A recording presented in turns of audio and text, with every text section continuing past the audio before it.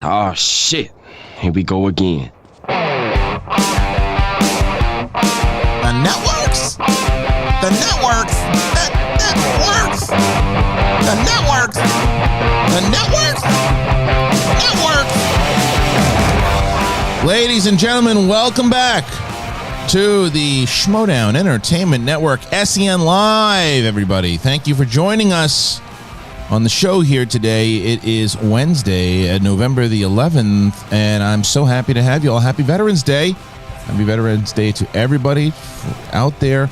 Obviously, those who have served, kept the safe, and for those fallen heroes, obviously. And my dad, to my great father who served in the Vietnam War, Pops, I thank all of you. And we are going to have a great show here today.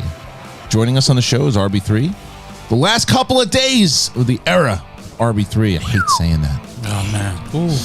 Yes. Alex. Hey, Alex. Marzoña is here. Kate Mulligan will be joining us in just a little bit. Brett Sheridan in the his. And ladies and gentlemen, what better way to celebrate Veterans Day than having one of the greatest veterans that I know and a good man all the way around. He's the former Inner Geekdom champion of the world. Jason Inman is here, the author and creator of Jupiter Jet. Hello, Jason. What's going on? Thanks for having me. I just want to say, Alex, I will happily donate you a poster to fill out that white wall. Plenty. Yeah, I kind of need that. Yeah, he's just got it. Well, at least he has the guitar. At least he has the guitar there. Something. I have plenty. I can mail you something. Dude, your setup's definitely the best. Look at that.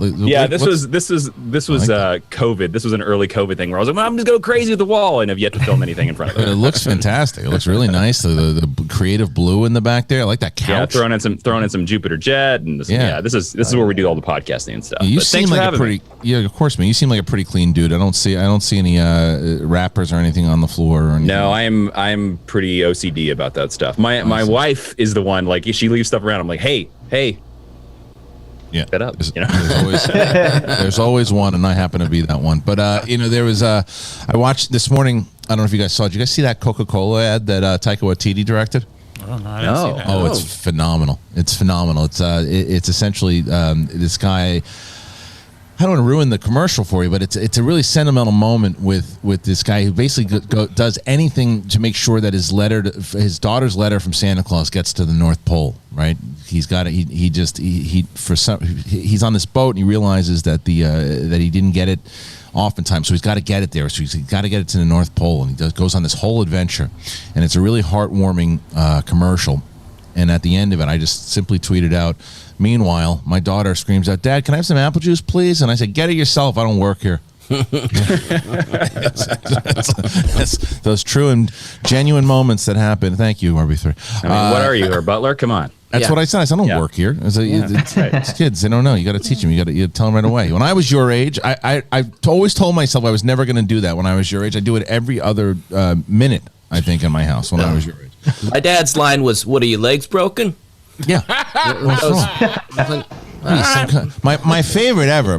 This is something I don't think I've ever talked about on this show, and it's the best advice that anyone's ever given anyone. My brothers and I, like, we would torture one another if someone was on the toilet, we would torture them, right? So my brother Brian was on the toilet, and my brother Kevin and I were I don't know, we were throwing things at him and harassing him with the door open. He couldn't lock the door, so I must have been 10, and my brothers must have been 5 or 6, and all I remember is my dad screaming out from the other room, would you let the man take a shit in peace?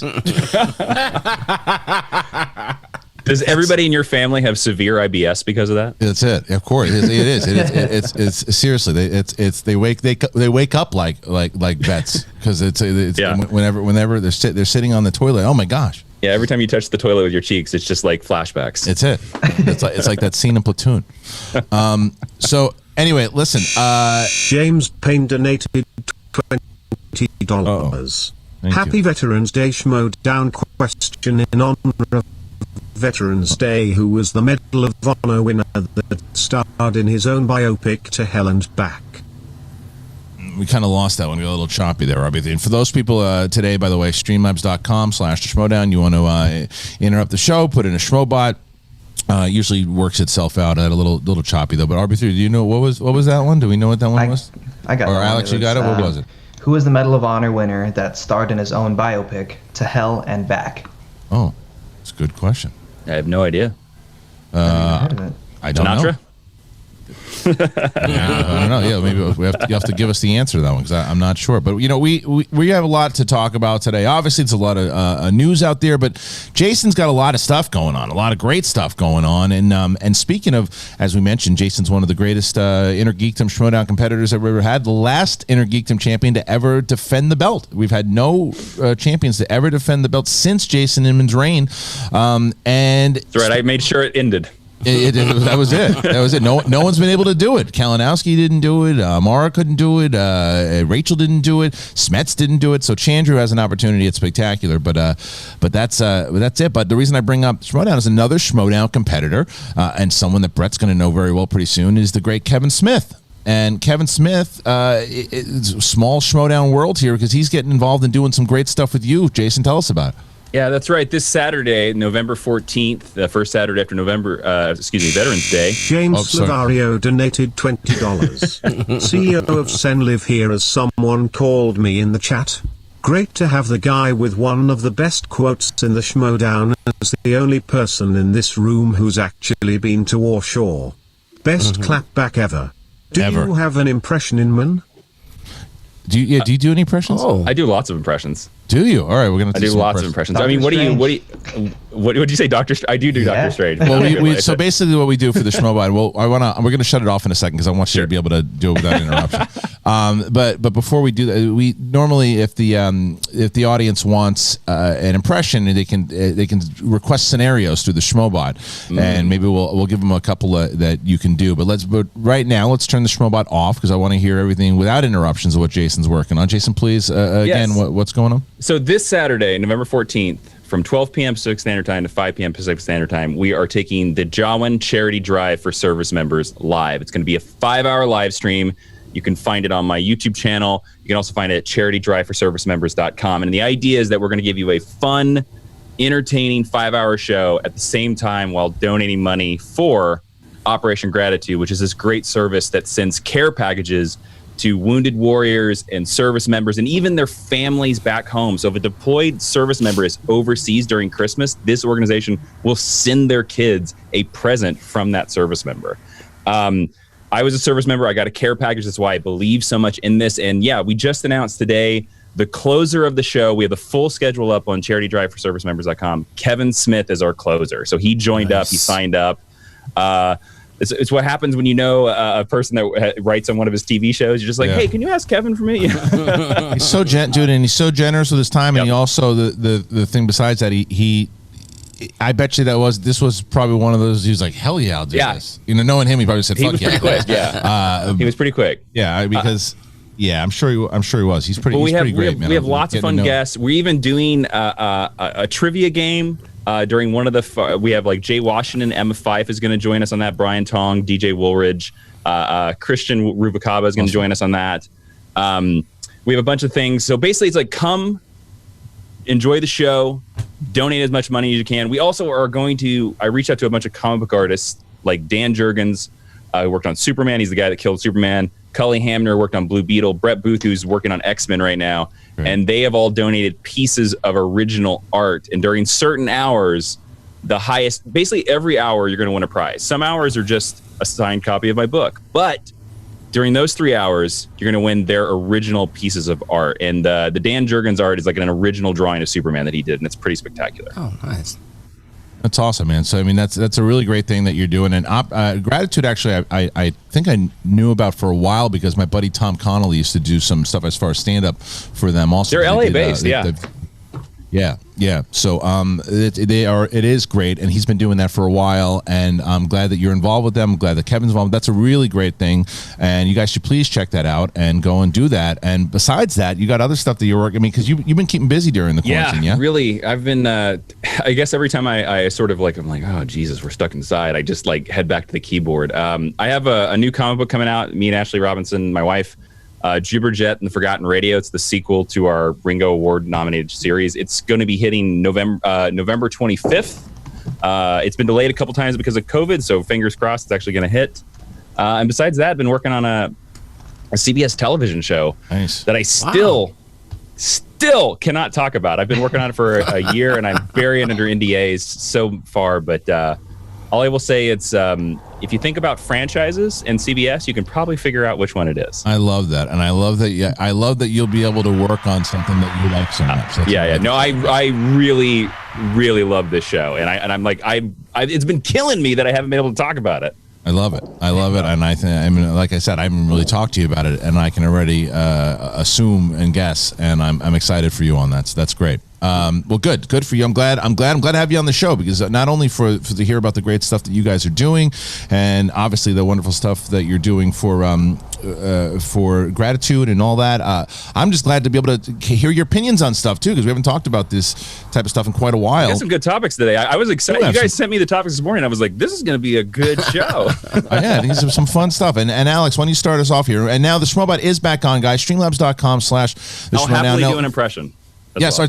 So what are some of your top impressions? Wait, they're not good, are they? Because you don't want to like ours aren't great. So. Okay, I do have some good ones. I do have some good ones. What do you got? Okay, that's kind of bad. I have a Connery. Okay. Nice. You expect me to talk, Goldfinger? Okay. Don't give it away. Don't give it away. Okay. Sometimes I play on the guitar, and I like to, go into the sea sometimes, and sometimes the octopus has a god in. Like that. Okay, see if you get this one. Some people give me crap about this one, but I'm not making fun of the person. I'm just making fun of their tempo. Yeah. So, ever since I've been out of the big house, I'm very excited about Joe. He's doing a good thing, and me and Michelle couldn't be happier. So I'll tell you why. For a white guy doing it, it's pretty damn good. But because Winston Marshall has, I'm so spoiled by Winston. Winston yesterday sang a song as Obama, or 2 days ago. Oh, it's great. Yeah, it was great. But yeah, I heard you do a pretty good Shaggy. Oh yeah. Okay. How's your Shaggy? Okay. Scoob, hide the weed, man, because the cops are coming. I like that a lot.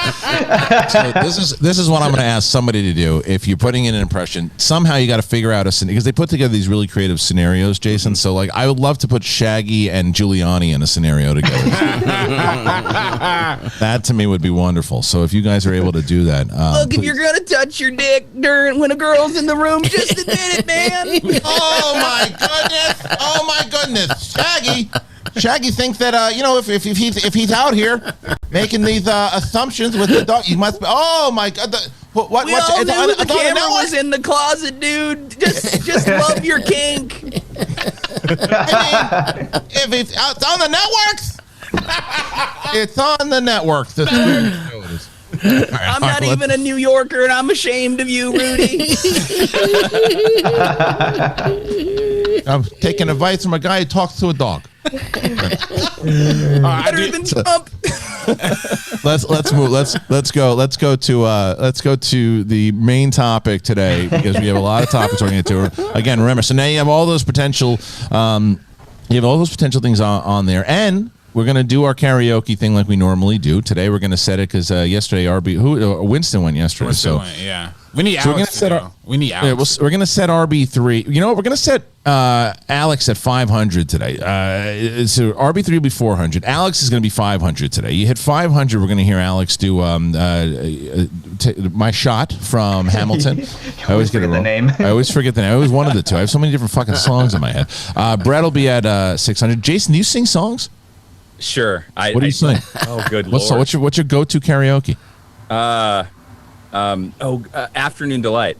All right, Afternoon Delight. We'll put Inman at 700, and for me today, I'll do Beastie Boys at 8, and Kate will do if we hit that magical 1,000 again. We'll make Kate do something absolutely ridiculous that she doesn't even know she has to do. So when Kate comes in, we'll pick the most ridiculous song for Kate to sing because she's late today. She's not late. She actually told me she's going to be here at 10:30, so that's okay. I do gotta say though, somebody in the Facebook group, going back to the impression, somebody in the Facebook group posted a video of Michael B. Jordan doing a PS5 video. And I swear it was like he was doing an impersonation of me. I was like, dang, bro. I don't know. Maybe I'm getting better at it, but maybe you're getting better at it. I think you've been watching. You've been watching. Crazy. So Kate's on at 10:30 today, guys. So those are the goals again. So just a reminder today, if you want any of those, that's what we're aiming for today, and obviously the impressions. So streamlabs.com/the Schmodown. All right, let's get into our first topic of the day. Alex Marzoña, hit us. All right, in a swift move by Warner Brothers, negotiations have begun with Mads Mikkelsen to replace Johnny Depp as Gellert Grindelwald in the third Fantastic Beasts film. The Casino Royale, Hannibal, and Doctor Strange actor gets to add another villain role to his incredible oeuvre. Depp had only shot one scene before his removal from the project, so Mikkelsen will be able to join Fantastic Beasts 3 production over the next few months for a July 22 release. This is a great call. Great call, great move, and to be completely honest with you, and this is nothing against Depp at all, I think he's a better casting for it in general. I think because, and that's always my thing when you look at you, I think Johnny Depp's a great actor. I do. I think sometimes he gets caught up in Johnny Deppisms and things of that nature, and so that I wasn't necessarily super excited when he was cast in the first place, and I'm not talking about anything going on in his personal life, I'm talking about the actual casting of it. Mads Mikkelsen is you saw people explode with excitement. I saw people saying, man, I don't want to watch Fantastic Beasts, and now I want to because he was cast, right? He's just that type of actor. He can play good, he can play bad. I thought he was great in Rogue One. I think that he's just one of those really talented actors that brings a lot of weight to every role that he does. So I like this. I think it takes away from the distraction of Johnny Depp leaving because they replace him with somebody who's really good and beloved, and even for people who don't necessarily know him, right? He's one of those guys that he just brings a lot of weight to the role. So Inman, what do you think about this casting? I think it's a great choice as well because when I watched the first Fantastic Beasts and they did the flipperoo between Colin Farrell and him, I was actually mad because I was totally in on Colin Farrell being the villain of this franchise. And Mads Mikkelsen is a great choice, and I want to point out to some people too. It's actually standard for the Harry Potter movie to replace a main actor in the third movie. They did it with Richard Harris and Michael Gambon. They did. That's right. But no, Mads is like, I mean, he's just this like racking up this resume of amazing villains. So why not be the main villain in the Harry Potter universe? Yeah, RB3, what do you think? I'm fascinated by it. He's definitely, I think, an upgrade, from Johnny Depp, at least for me, like in terms of acting wise. And that's no disrespect to Johnny Depp. What he did in the 90s and early 2000s was incredible, but he just hasn't had that kind of performance lately. And, hopefully this would be an opportunity for him to maybe go back to like some indie stuff or whatever. But in terms of the Mads Mikkelsen situation, it definitely actually gets me excited. Like I wasn't looking forward to seeing another Fantastic Beast movie, but his prestige alone definitely sells me. And but I just think it's also funny that we're gonna see the same character being played by 3 different actors in like 3 different movies. So it's gonna be like Colin Farrell. Yeah, I kind of thought it would have made sense to bring Colin Farrell back, but that's what I thought too. Yeah. But it's cool. I like this, and hopefully this is a necessary upgrade to the franchise. Speaking of, they could have done it like a Scooby-Doo villain, just like, it's me, it's Johnny Depp. Actually, no, it's me. You could have had him like do like those kind of reveals. It really was Colin Farrell all along. If it wasn't for those damn wizards.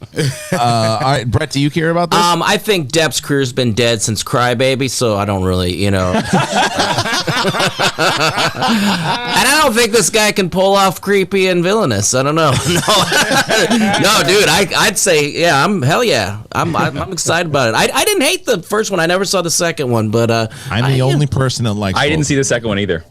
I'm the only person that likes both of them. I don't like it that much. No one did. I'm telling you, I've never seen. I sat next to Perry Nemiroff during it. I never. You might have thought that I was taking rotten eggs and putting them underneath her nose for 2 hours. She had this look on her face. She was so pissed off at the end of it. I said, I liked it. She's like, what were you watching? And everyone that came out was like just destroying it. And I looked like I just walked out of Disney. Ellis went off the next day. I remember he came on the show. He was like, he hated it. He said he refuses to watch. He refuses to watch another one of them. Did he walk out? And he didn't walk out, but he was pissed. You know who is out of our circle of people?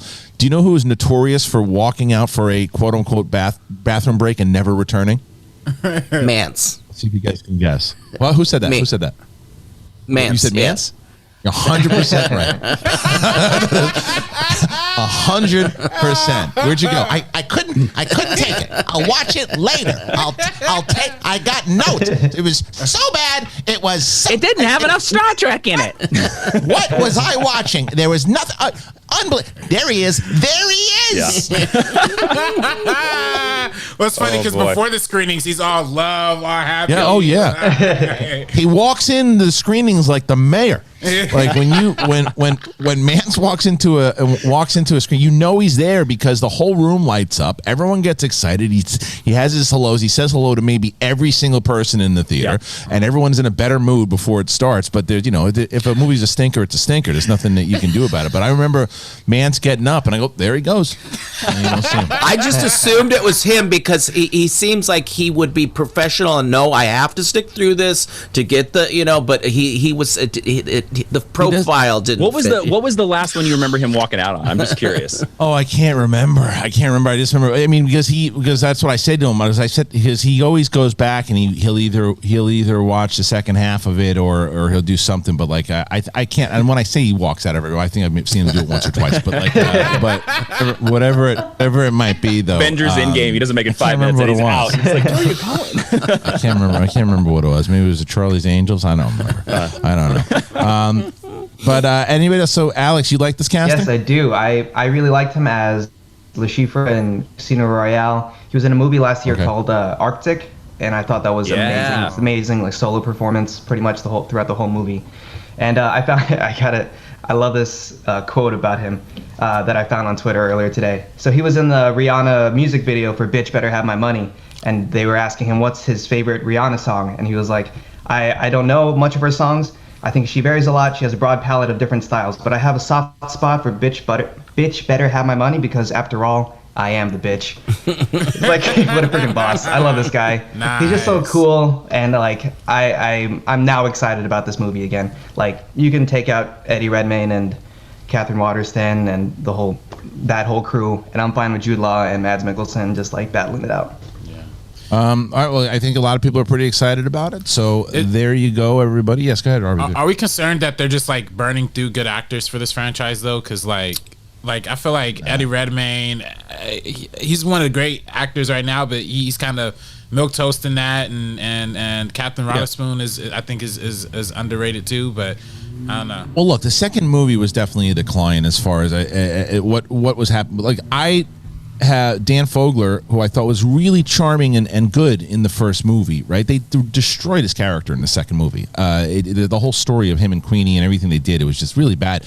And I stick by what I think the main problem with that franchise is at the moment is that when you look at Harry Potter and what Harry Potter was able to do with taking these novels that had so much detail and so much pun intended magic that when you're looking at it and reading it, you can envision it and how it's supposed to kind of transfer off the page onto the screen.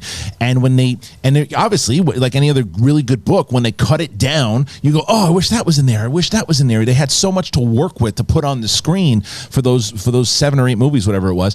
This was just screenplays.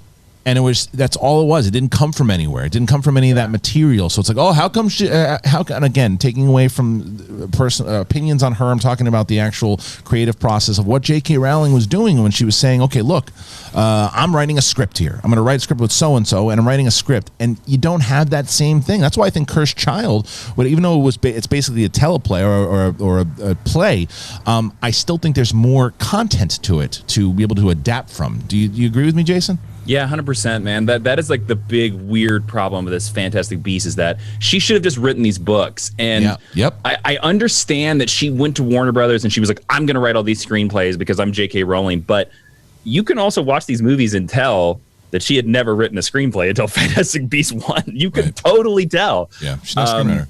And I think she also has Final Cut. I think she also has Final Cut. But like, no, you're exactly right. Like the Harry Potter books just seem so much deeper because she spent the time. You get to do that on a novel. You don't get to do that on a screenplay. You get to like go into the world more and do everything like that. And it's also like Game of Thrones. I mean, look at Game of Thrones. Yeah. Why Game of Thrones was so good for I enjoy the entire series. I know that's not a common opinion, but I enjoy the entire series. I'm the same with you. Okay, well, there are a lot of. There are a lot of people who aren't on our train, right? And because they were so dedicated to those books, I didn't read one of the novels, so I can understand where you're waiting and waiting and waiting. He didn't get the novels done in time, so they kind of went off on their own. But it's a reason why those seasons that everyone does love so much are so beloved, because there's a lot from those novels that transferred over. That's why I don't understand when you look at, because the Red Wedding, which is one of the most, the craziest thing that ever happened in a book, craziest thing that ever happened in a television series, and book readers knew it was coming. So I always pushed back. Goddard always has this thing with me when we talk about it. I never understood for video games why they don't take some of these great moments from video game stories and put them into movies and stop trying to change it. For example, there's a great reveal in the Knights of the Old Republic, the great game that I love for Star Wars. If they made that a series, I wouldn't change the twist at all. I would keep it in for me and for people who've played the game. Like, oh, wait till you guys see what's coming. As opposed to, then switching it up because those guys definitely know. The book readers knew. I'll know also. So it's like keep it the way it is and adapt the great stories from video games and stop trying to change it up. Let me ask you this question, like to the whole panel. I don't know how many movies Fantastic Beasts is going to be. I'm assuming 6 or 7. 103. Yeah, 72. I think she said 5. I think she said 5. 5? Okay. Yes. Do you think we get all 5? No. It really depends on how this next one does. Really, this is make or break for the franchise. Yeah, I don't think we get all 5. If this one doesn't do well, or they go to HBO Max, that's right. Or something like that's that. what I was going to say. That's absolutely right. I think what they should try to do, and Roxy has been beating this drum for a while. I think that they should have made a Harry Potter or Hogwarts series before they made another movie. They should. Oh yeah, I agree with that. HBO Max, if HBO Max made a Harry Potter world television series like what they're doing for like Mandalorian and MCU, it would increase HBO Max subscriptions by by thousands of thousands of thousands. You know, a thing that surprised me about the Harry Potter world, and this go into that, I can't believe that we haven't gotten a Harry Potter like Saturday morning cartoon. Right. Let's meet some other student that's going to Hogwarts. It's animated. It's on HBO Max. I think just like what they did with the animated Clone Wars. Yeah. They should expand on it a lot more than they have. I agree. James Payne donated $20. Answer to the question is Audie Murphy. He starred in several other movies, mostly westerns. James Cagney saw him on the cover of Life magazine and brought him to Hollywood. Cool. All right. Well, thank you for the answer, and thank you for the question. So there you go. I wonder if the champ Dan Merle would have gotten that one. So, okay. So here's what we're going to do. Once again, guys, we are going to move on in just a moment here. If we can turn the Schmobot off for just a second, because I want to. Speaking of Game of Thrones, everyone, guess what? Winter's coming. Oh yeah. What is that? Do you guys miss Game of Thrones? I do too. A lot of people on Game of Thrones were definitely letting their ball hair go out. I can tell you that. It was a disaster for a lot of those people. Tyrion, what was he doing? All those guys, they would have been a lot better for them if they would have done little work with Manscaped, because you pass on. So the shit that they were using, this is a disaster. I can't even imagine what it looks like. Probably looks like a thorn bush. No one needs that. There was the worst time for me was when I didn't have Manscaped, because you don't want to hurt your balls when you're trimming. It's the worst. It's like you think, oh yeah, I got it this time, and it's like, oh shit, you're limping around like a moron because you didn't have the right tools. But you have the right tools now. The new Lawnmower 3.0 trimmer, it's waterproof, and it has advanced skin-safe technology, and it reduces the nicks and the cuts, and it even has a light. It has a light. Say, hey, there you go. This is what I need. I don't have to cut my nuts anymore. And by the way, I use this thing all the freaking time, the Weed Whacker. I love this thing. The Weed Whacker, the ear and the nose hair trimmer. It can help you whack those nasty weeds in your delicate holes. The product also has proprietary skin-safe technology to help prevent nicks, snags, and tucks. So you got to do it. You got to have it. If you get and for those people, I know there's a lot of people out there, and I've talked about this before. There's some. If you ever gone to Comic-Con and you're walking around, you're like, wow, is that me that stinks? You might have smelly feet. Well, Manscaped can help with that also. They got a foot duster. It's foot deodorant. It's made to fight odors on the dirtiest feet. And this is great. You want to smell good everywhere? Good. Because the Refined Cologne by Manscaped, it's a clean and fresh scent designed for the refined gentleman. You need it. And on top of everything, they even throw in a shed travel bag to carry your goods and the Manscaped anti-chafing boxer briefs to hold the entire package together. You're going to get 20% off and free shipping if you use the code SEN20, but you got to go to manscaped.com and use SEN20. During the winter, you might be spending a lot more time with your balls. Might as well make them beautiful.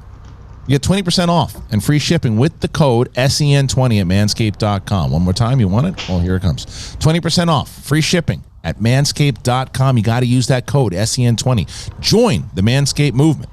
These products are no joke. Ha, you like that? Hit me with that drum roll. Thank you.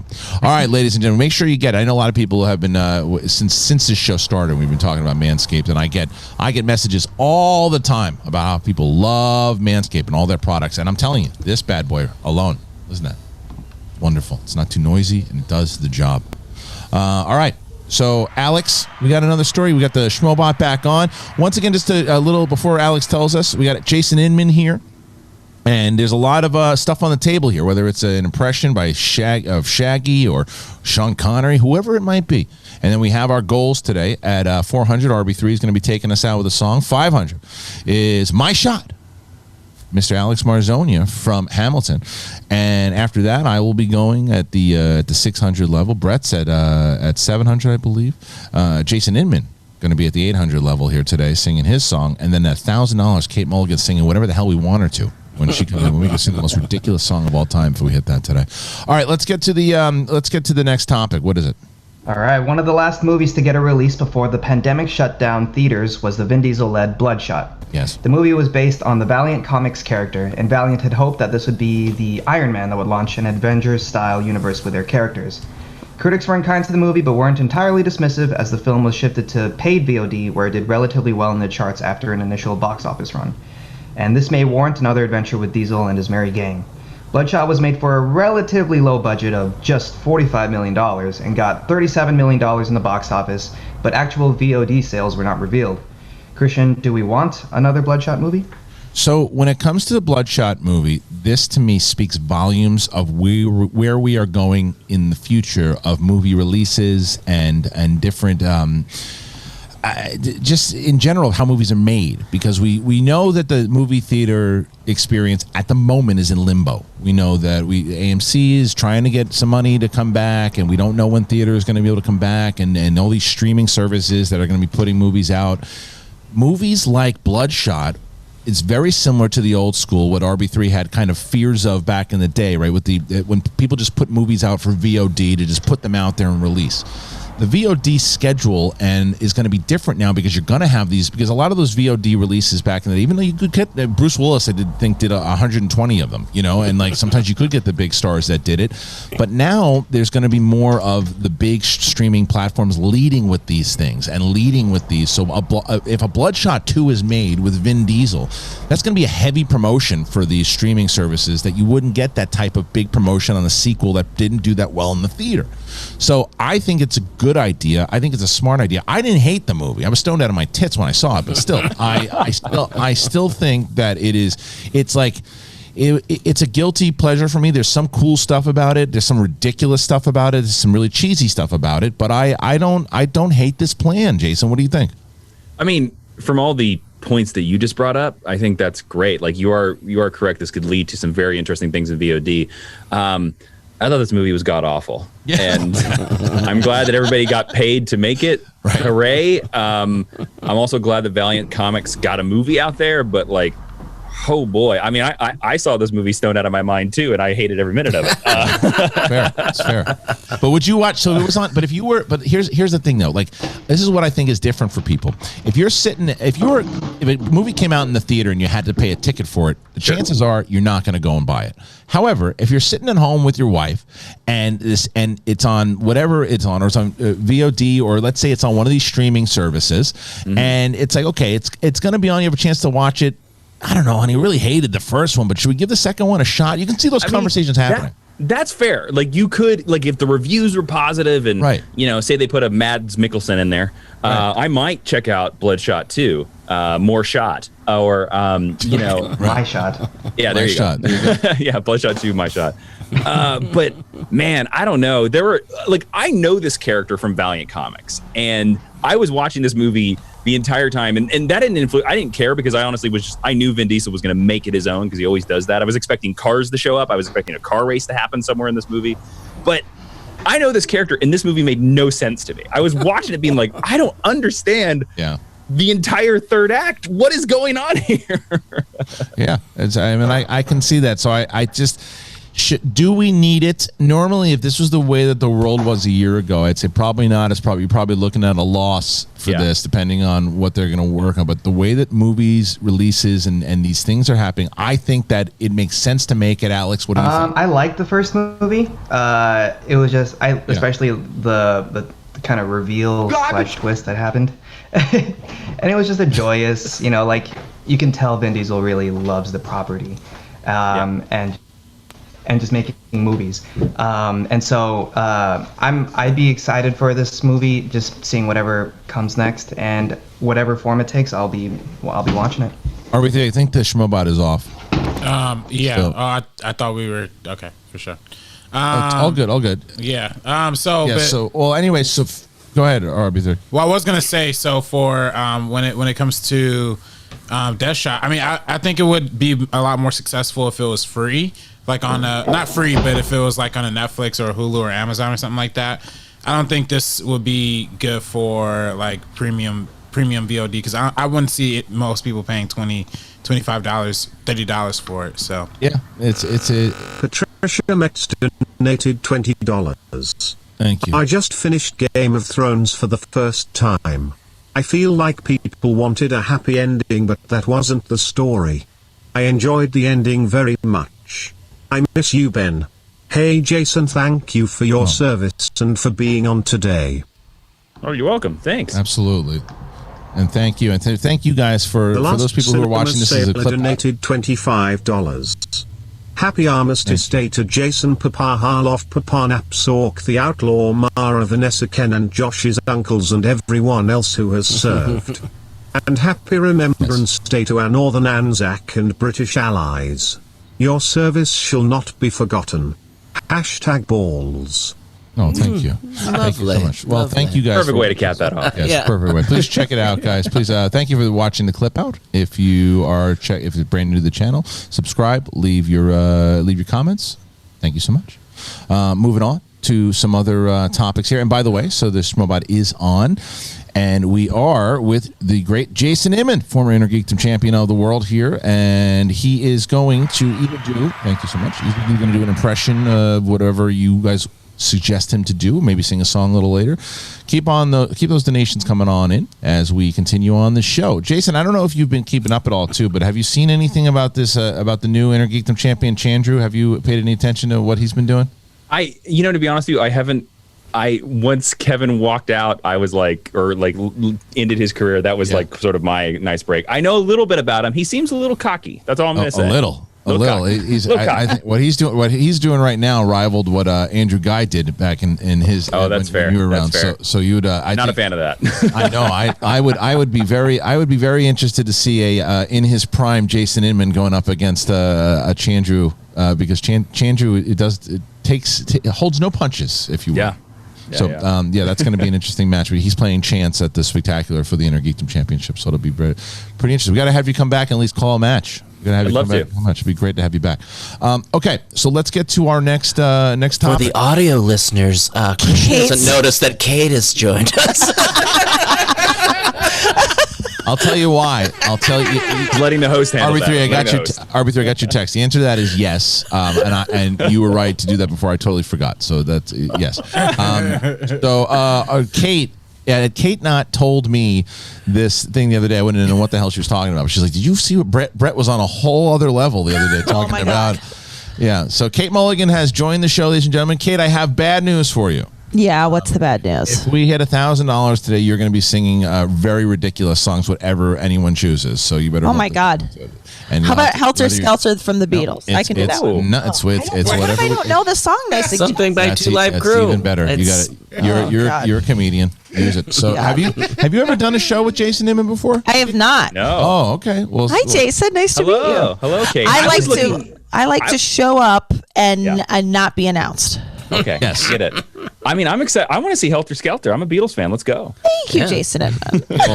Well, you know what? If we get to that, if we hit that magical point today, and whoever takes us over the top can then choose for Kate. Isn't Helter Skelter the song that like inspired the Charlie Manson code or whatever? Like, okay, cool. Oh, cool. Good to know. Good to know. Yeah. Good job, Kate. You fucking lunatic. I think it was the whole White Album. I think was the one. Was it? Yeah. He said the White Album like told him to go murder people, which is so funny because most of that album is love songs. Yeah. It was what Rocky Raccoon really got you. Rocky Raccoon set him on a. Yeah, okay, guy. Okay. Why don't we do it in the streets? No one will be watching. I think was one of the ones that he. It looks like Kate. It looks like a lot of people do want Helter Skelter in the chat. So there you go. Well, there we go. That's the one I want. The only reason I bring that up is because that was the one I spun when I did the Schmo karaoke. Yeah. Well, someone said you can sing Beatles. No. So here's this is the benefit that the live listeners get is that we're basically going to be cutting the songs out of the broadcast because otherwise you can't monetize the show.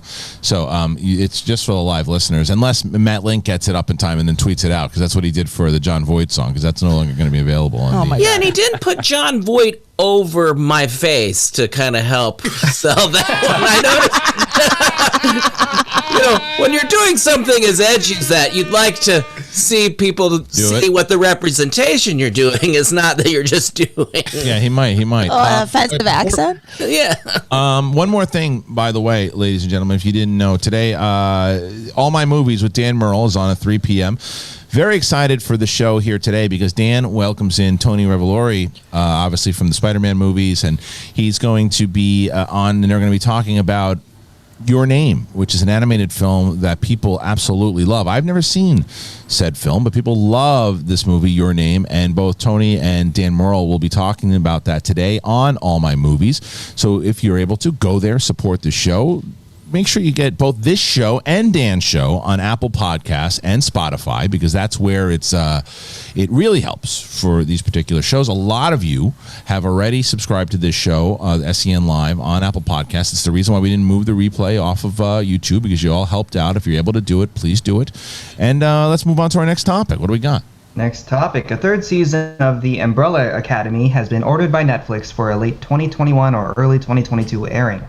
The second season of the show premiered back in July, and the main cast is expected to return. Christian, are you excited about this renewing? Is it not Tony Revolori? Is that wrong? Did I say it wrong? That's right. Revolori. Revolori. I don't know. I'm not sure. Tony. Someone said I said it wrong. It's Tony Revolori. Is that not? They're saying Tony Ravioli. No, that's Tony Joey Ravioli and Tony. Joey Peppers and Tony Ravioli is from Me and Schnepp. Tony Ravioli, Joey Peppers, Petey Peppers. That was my favorite. Do you remember that, RV3? Yeah, I do remember that. It was the best. Hey, I don't know about this movie we got going on. Hey, Petey, what do you think? I don't know. Joey's it's got Santa Claus's daughter doing all the moves now. Where are you going to see that? On the network. All right. Let's. What are we talking? Umbrella Academy. Umbrella Academy. Hit me, motherfucker. All right. So are you interested in this renewal? I've never seen a single episode. I've heard great things about it. I know nothing about it. Jason, have you watched this show? I have. I've watched both seasons. You should watch it. It's one of the better things on Netflix. And not just because I want to keep my friend Jeff King employed. But no, it's really good, man. It like kind of takes everything you know about X-Men and kind of smashes it a little bit into like a Harry Potter school setting, and then throws a little sprinkling of time travel. It's very funny. It's very zany. It's got connections to the Kennedy assassination. It's got connections to the it kind of like puts its hands in all the pots, and so it's like it's such a weird show to describe. But it's funny enough that I think you would like it. It doesn't take itself too seriously. It's like superheroes with an edge. And you need to watch it because like there's a character, Aidan Gallagher plays this character on the show where he is in a like 16-year-old body, but he's actually an 80-year-old man. And this kid nails 80-year-old man so well. Wow. Totally agree with you. He's amazing. I watched it, loved it, and he's the best one on the show. He's and totally his just demeanor. I love him. He always like it's just weird to see this 16-year-old little kid hunching over like an old man and kind of like waddling. So you guys are excited about season 3? Yeah. Oh yeah. Kind of a no-brainer. So it's always so when it comes down to the way that I watch television, that everybody knows now, it is pretty much it's like Congress. You got to get everybody to sign off on it in my house in order to watch it. So it's just like Congress, it's not always an easy thing. So when there's certain things that look, we both signed off on this thing, we watched the whole thing. Great, it's a great watch. If not, then there's certain things like Mandalorian. I come out every morning and I watch it in my office and I sit down and I just chill out. Nobody fucking bothers me. Then I watch it again with my daughter at night.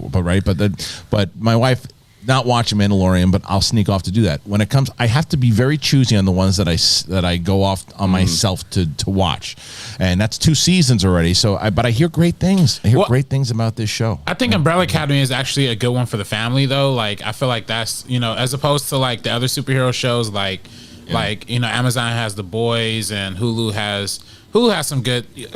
My 3-year-old loves The Boys. Yeah. I can't show that to a kid, but I think Umbrella Academy. I don't think they really say the F word all that much. I don't think they get violent, but it's not like that violent. There's only like a couple sex scenes or maybe a couple drug scenes, but that's about it. Yeah, there's drug scenes. There's a lot of drugs. Actually, there's a lot of drugs. Yeah, that's true.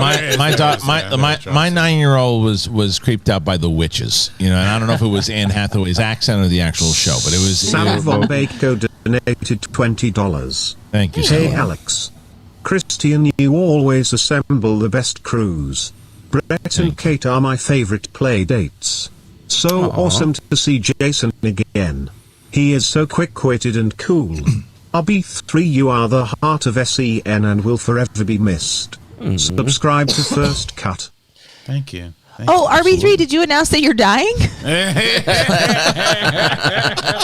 Exactly what happened. Yesterday. No. One of the first times I've ever been called cool, so. Yeah.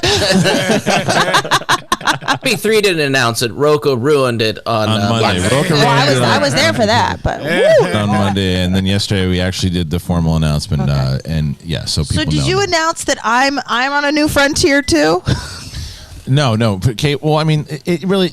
I didn't because to announce, but because it's kind of no difference. It's like, Kate's late again. I know, but that's the thing is like now we know I'm going to be late 2 days. Kate on 2 days out of the week is going to be on at 10:30 as opposed to 10. So.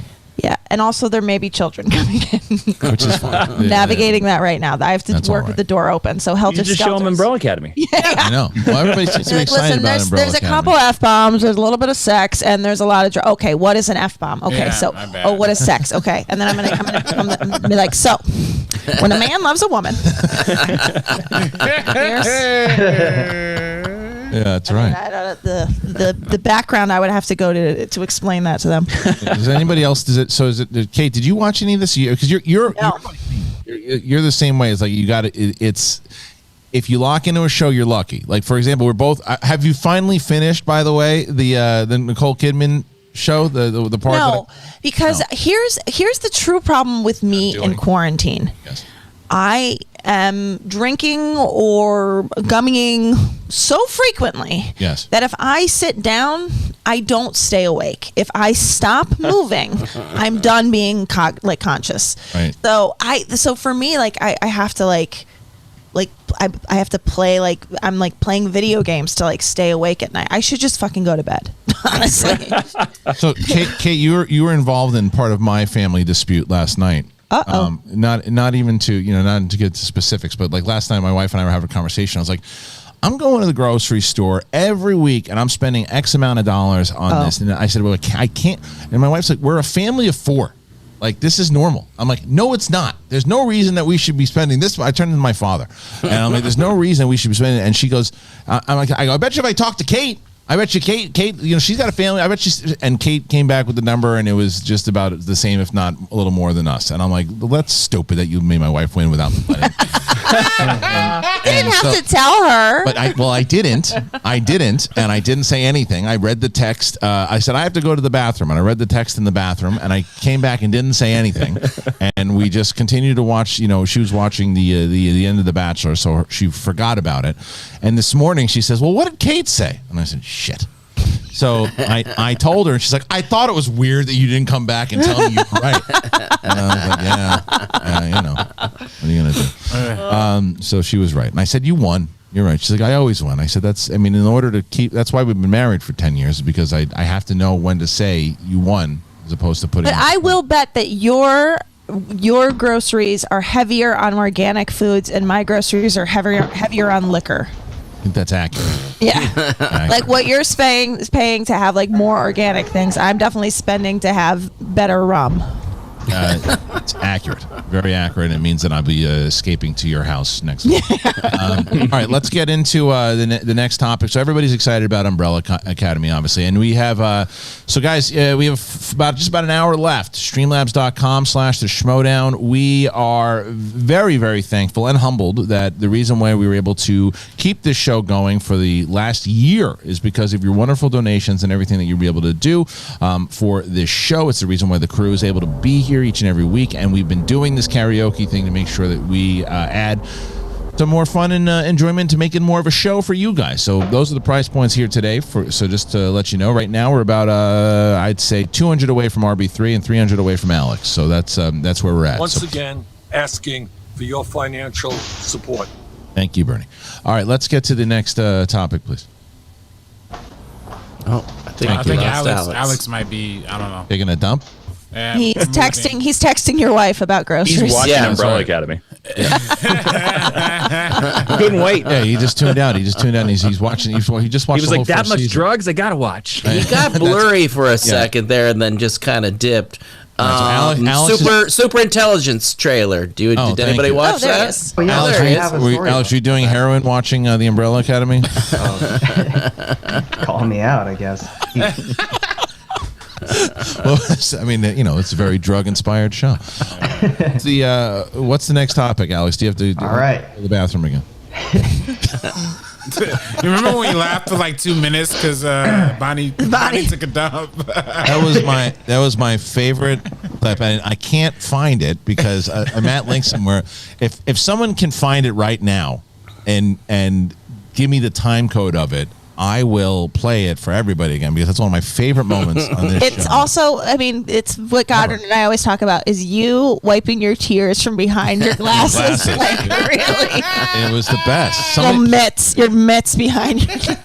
Somebody please find that because I need to hear that in my life again. It is such a great juvenile moment that I can't get over. Also, can I be a little lecherous right now? Jason, I don't know you that well. Okay. But I'm about to hit on you. Jason, how are you that smart and that handsome? It's called. You know what I'm saying? You got to pick one. You get to be one or the other. I say. You know what I mean? I picked handsome. Yeah.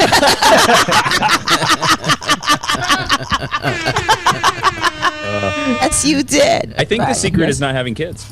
Oh, hey. You know what? He's right. You're not wrong. 100% right. I looked at myself the other day and I said, "Well, that's depressing." Oh, I said, "I remember." Son's favorite thing to say to me is, "I like your squishy belly." Yeah. I like your squishy belly. I like your squishy belly is what my kid tells me. I'm like, yeah, thank you. It's all thanks to you. All right, let's get to this. That might be my favorite segue. I'm just gonna say. Yeah. If people want to donate for more of those, I'm in.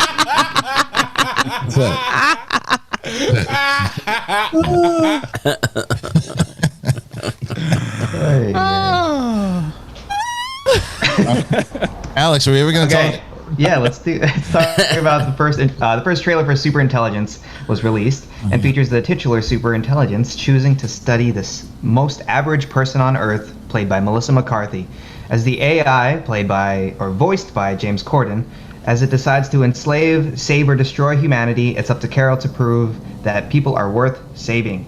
The movie also stars Bobby Cannavale and Brian Tyree Henry, with Ben Falcone directing, and will be released on November 26th on HBO Max. All right. You lost me at Ben Falcone directing. I'll tell you why. I like Ben Falcone.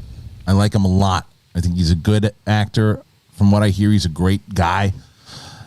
I don't like when he and his wife team up. I don't think it works. Remind me other than, I mean, like Bridesmaids, like he was in it, she was in it, but any bad movie that Melissa McCarthy has been in that's a comedy, he most likely has directed. I didn't know they were together. That's so crazy. Yeah, they're yeah.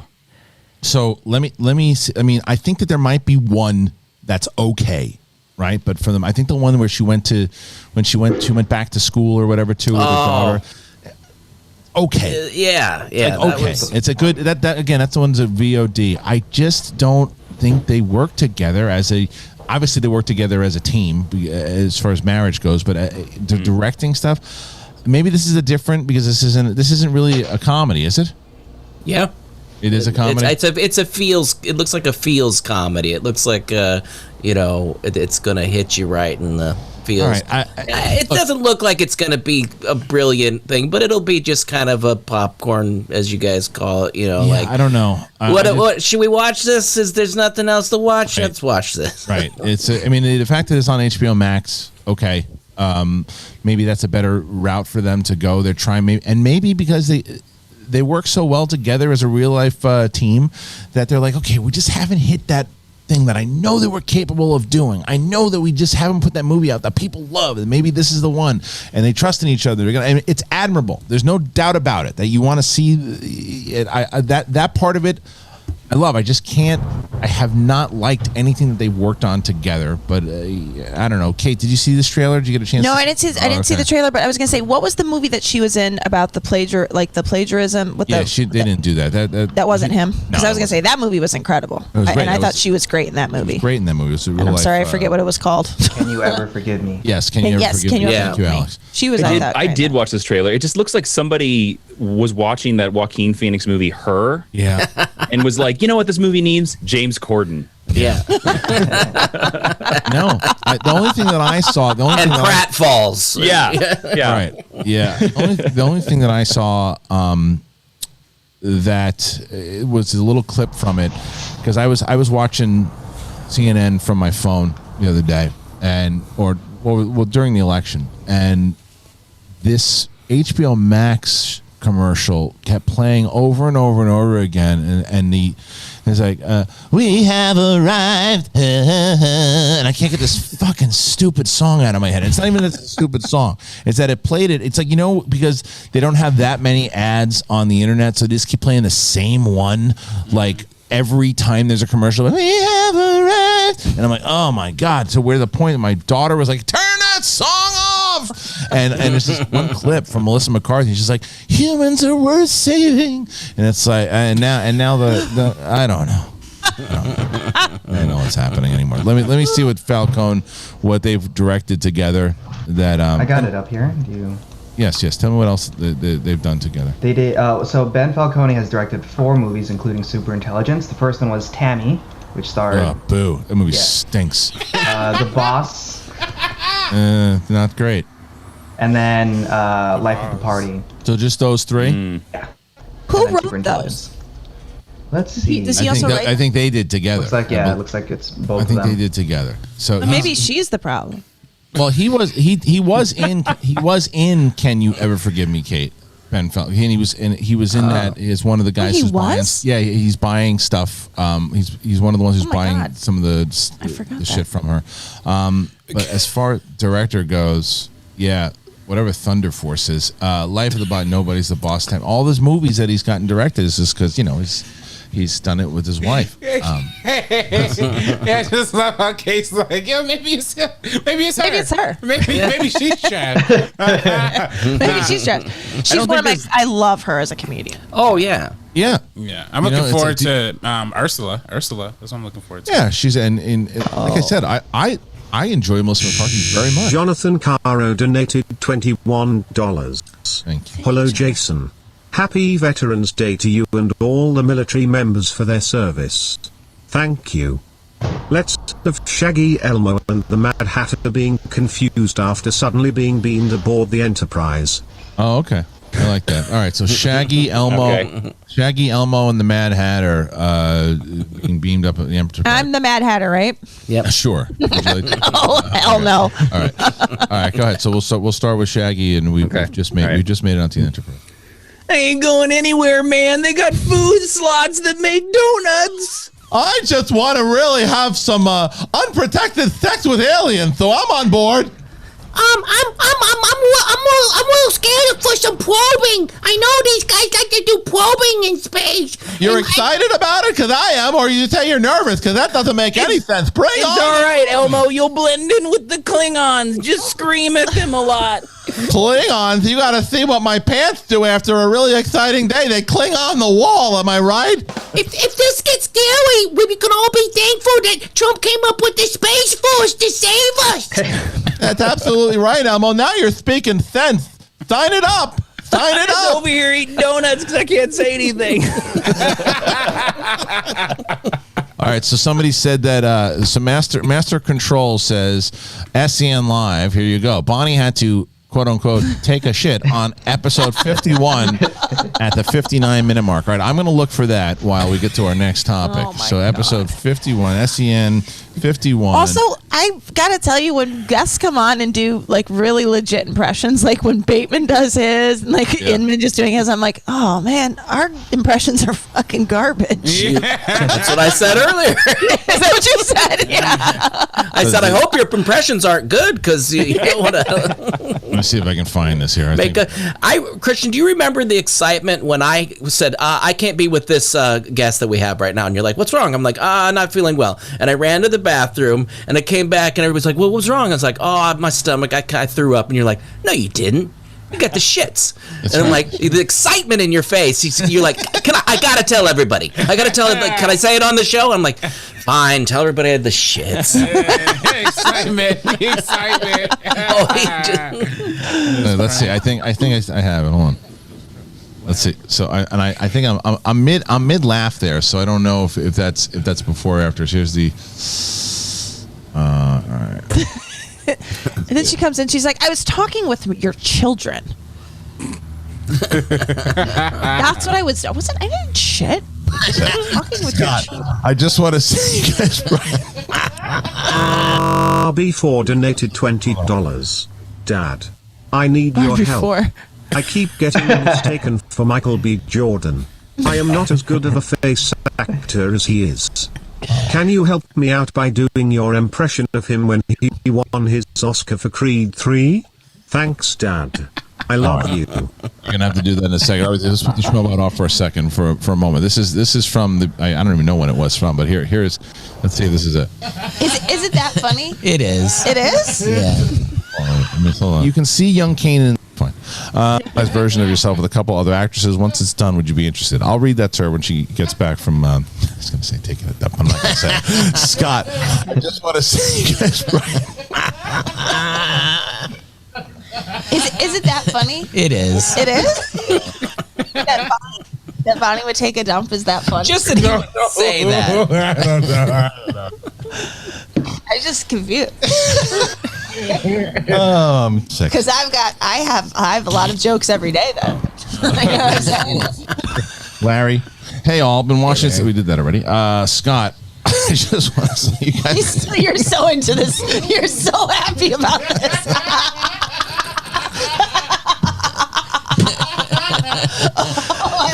I think he's both happy, but he wishes he would have just said it right out and not. If he just went, when she gets back from taking a dump and then stayed on track, I think if it would have. So tickled by this. Because I know the fart is just gonna go off the second she says back. She's got a little more left in the chamber. Oh, speaking of people when they're not in the room, that's great. She did not anticipate this is how we were going to talk about her.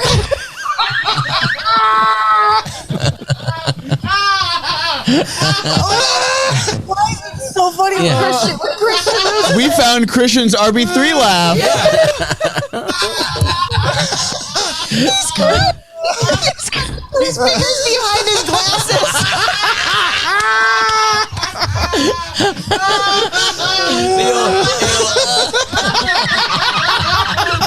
It's the nerdiest thing I've ever seen.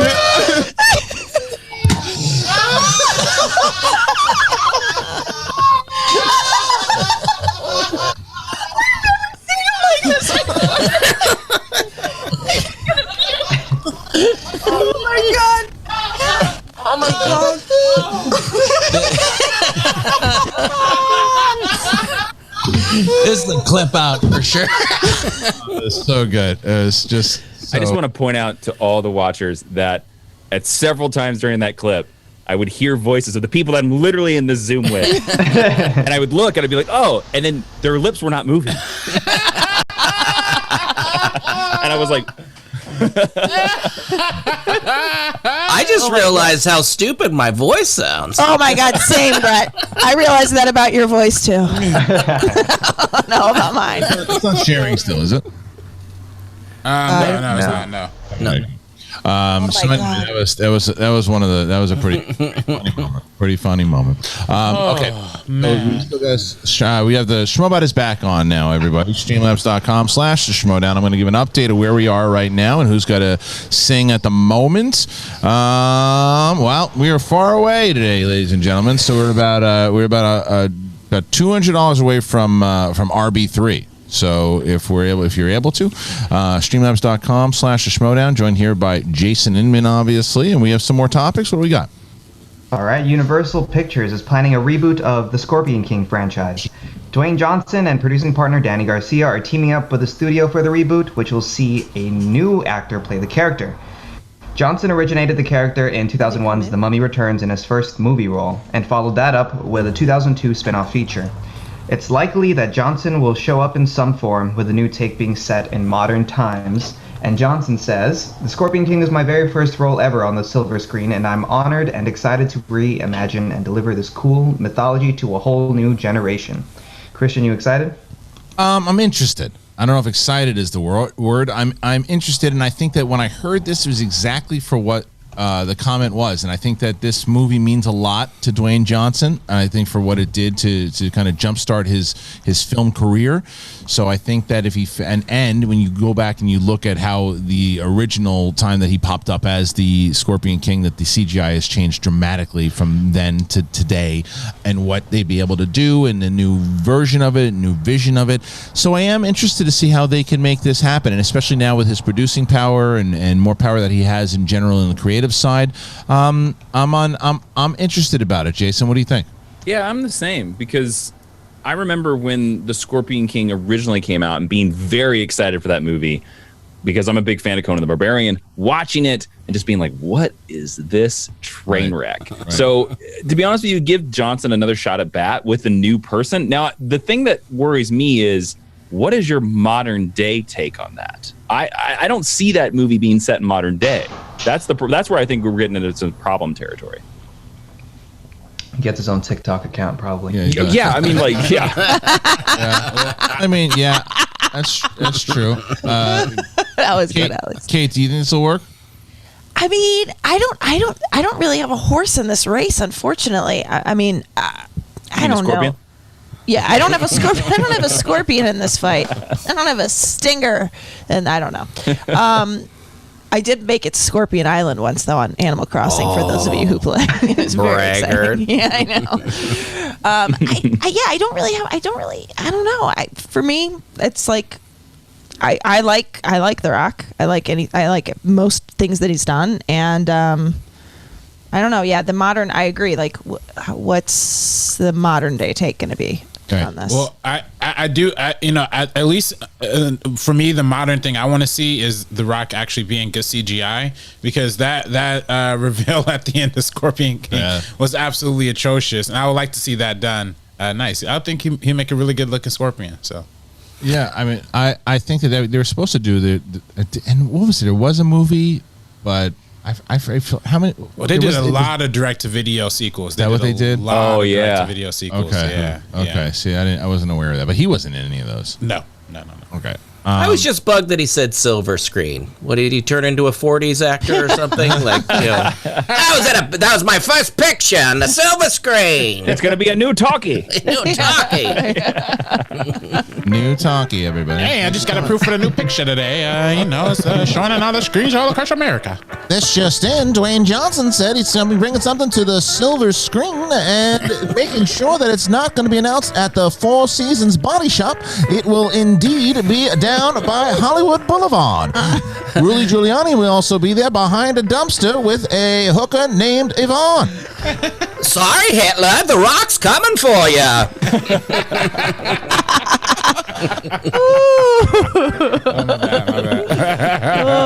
The Scorpion King. Oh, is he going to be in a new movie? Can't wait to see it in Technicolor. That's right. Put another nickel in the shiny Nickelodeon. Okay. All right, everybody. So that's thank you for again. If you're just tuning into this show, this is a clip out for SEN Live. Please check out our show every morning, 10 to 12, and hit the like button, subscribe, do all that, and let us know. Do you think that doing a reboot is a good idea of the Scorpion King? Let us know. Thanks for watching. All right, Alex. I think we let's hit Streamlabs. Let's see. We had some from yesterday. We have that. While you look up those ones from yesterday, why don't we have RB3 do that impression of Michael B. Jordan accepting his award for okay. Creed. All right. Here you go. Thank you very much, Oscar stage. Very happy to be here. Much deserved Oscar for Best Actor and Director for directing Creed 3, which I also starred in, which I very much deserve this Oscar for.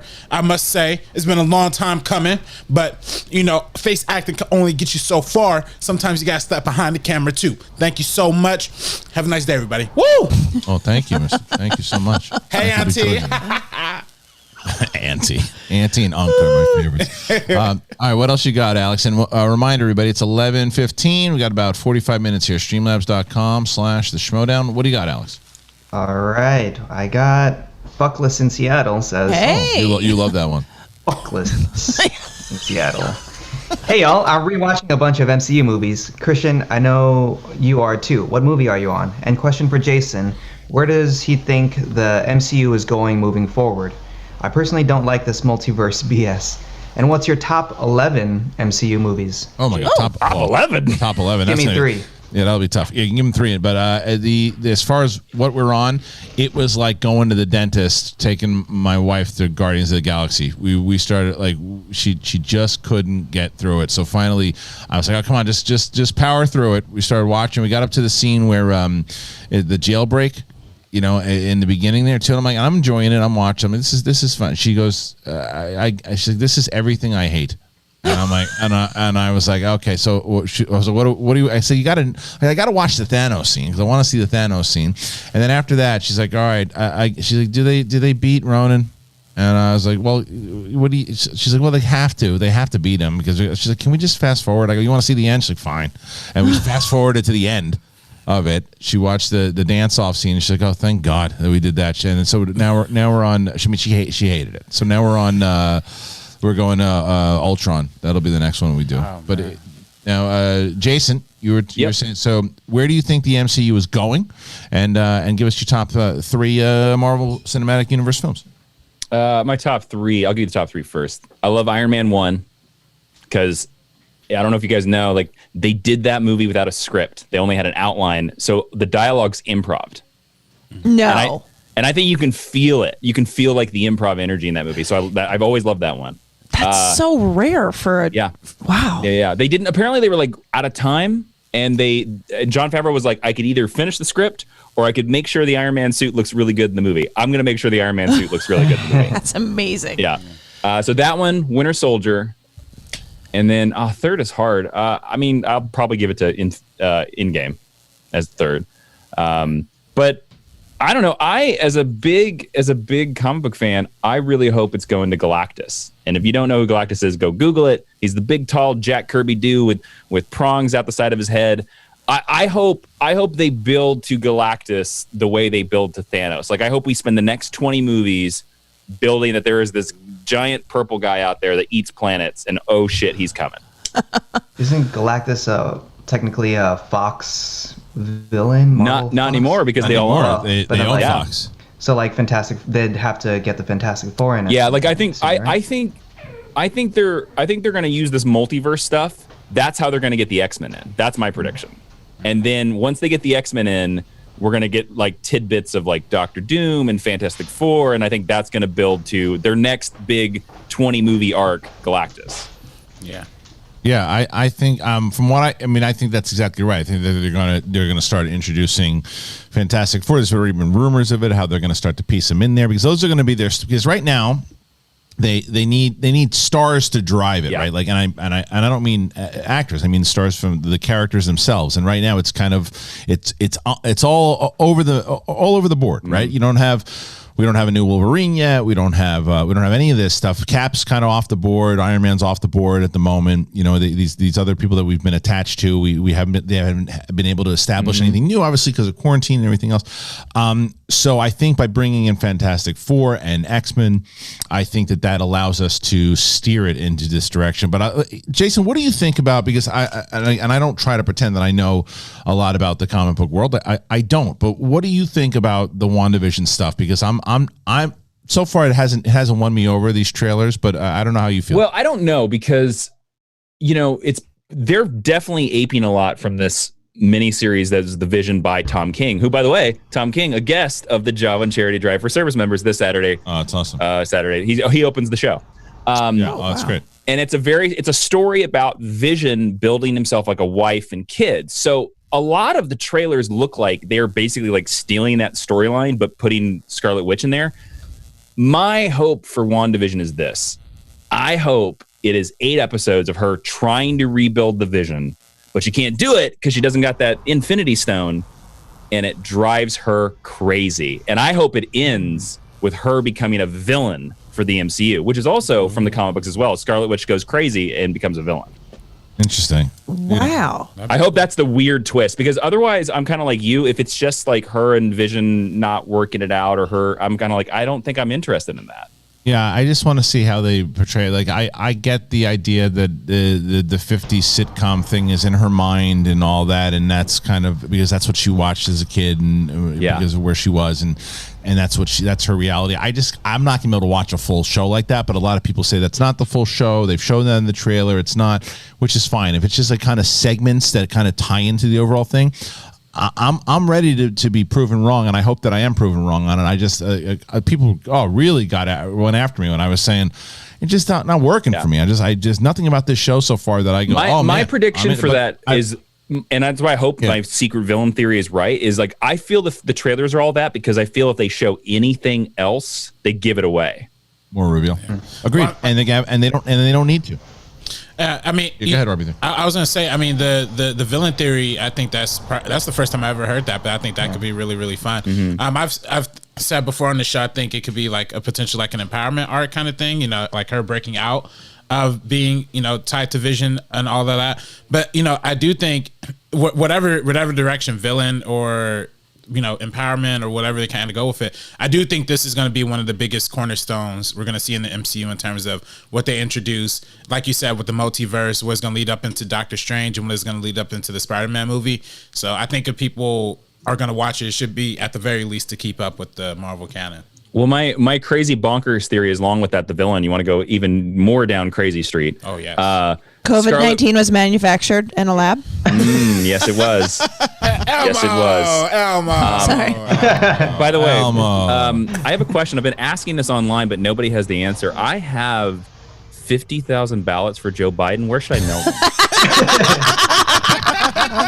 What state do you think would be the best? Send them to California. Okay. All right. I mean, I spent months on them. I need to mail them. It's so funny. Did you? I will say, and again, just good brought up this can of worms. It's just too funny to not bring up. Like, look, let it all play out. But there was an interview that it seemed like something out of like a really bad movie where I think it was on Fox. I can't remember what it was, but they interviewed somebody in pure silhouette and in a hat.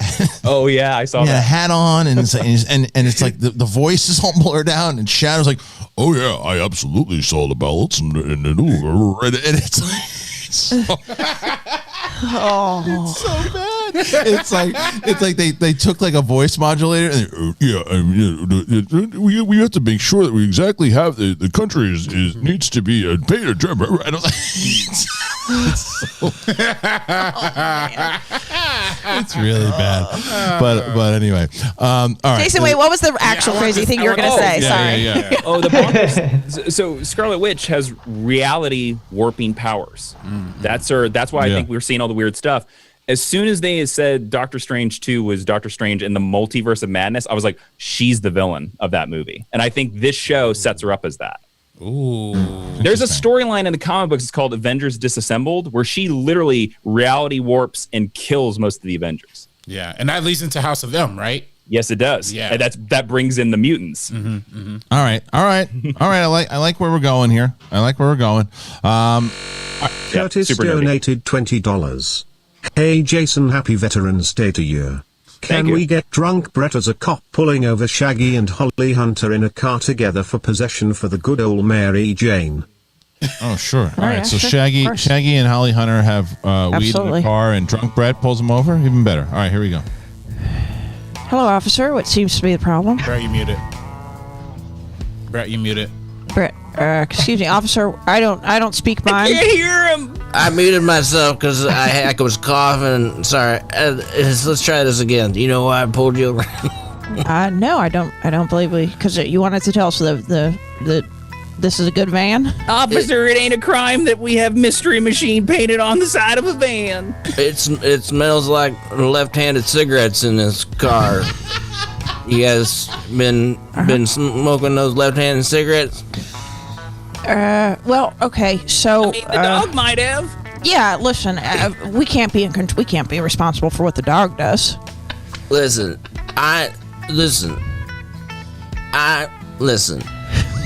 We are. I listening. just pulled you over. Here's the thing. Yeah. Don't bogart that joint, please. Let's share me. I'm drunk on shift. I need to get a little high to get through this day. Officer, that's why I pulled you over. Officer, I need you to do a public duty and hand over a bag of Cheetos, because otherwise I'm not handing that joint over. Well, I had a lot of whiskey. I already did a public duty in my pants. About to say. I figured as much. I don't know why I'm becoming Southern. If you will. Oh, we all are. and me, the 3-year-old, only thing he takes out of that is public duty. All right, let's get back. All right, Haunted says, I got bored with the Schmodown, but I have been tuning in more and am loving Perry. Hope to see more Marisol. Also loved, I forgot his name, he's on Corruption and has a beard and was the MVP of the horror FFA.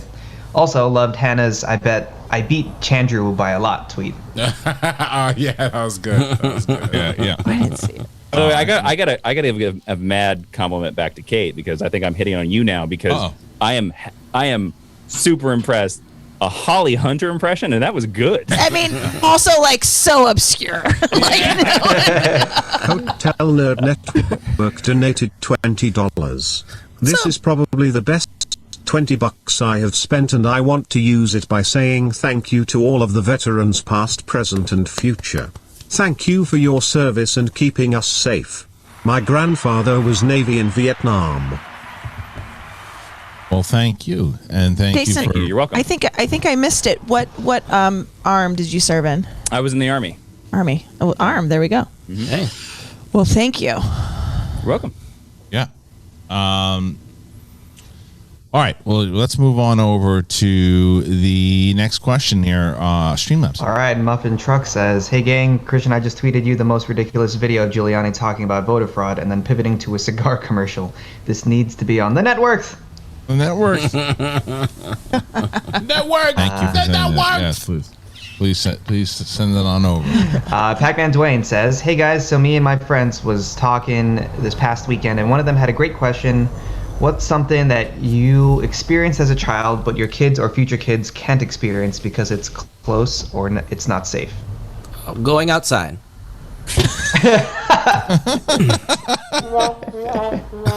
Got to do that a lot as a kid. Oh, I love that he answered it like it was a speed round in the Schmodown.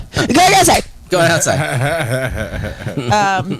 It's funny. I don't think it has anything to do with the pandemic, but memorizing phone numbers is something that my kids will never do. Mm-hmm. They'll never and I can tell you, I only have my home phone number and my husband's phone number memorized. Everything else, if my phone's gone, I'm done. So or thumb through a phone book. Or thumb for the phone book, yeah. But that has nothing to do with the pandemic, I guess. But I do think, like, my kids loved, we live by a Chuck E. Cheese, and we would just go, like, on a weekday when, just, like, go there. And I don't know that, I think, somebody said they're all bankrupt and that they're done. And Toys R Us, too. Toys R Us is something I had as a kid. We'll never see going forward. But I also, too, there's something weird when I kind of think about it, because I remember when I was a kid, because I didn't have a phone until I was like in high school. So like, but for kids now, like I remember when I was in middle school, like you really didn't know what your friends were doing unless like you called them or something. Like now with social media, you literally know what all your friends are doing like all the time. Like so, especially Snapchat literally shows you their location. So it's just kind of funny. Like back in the day, I remember when I was like in middle school, I was like, man, I'd love to kick it with somebody or talk to somebody, but I just don't know what they're doing. And if I call their phone and they don't answer, then you're out of luck. So right, yeah. That's true. There was like, I don't know, it was like very special to get a hold of somebody because you didn't know if they were there. They could have been at the grocery store. I don't know. Mm-hmm. My favorite joke, one of my favorite jokes by Sebastian though, is when he talks about when the doorbell rings. You ever seen that one? He's like back in the day when the doorbell rang, you're like, company. Yeah.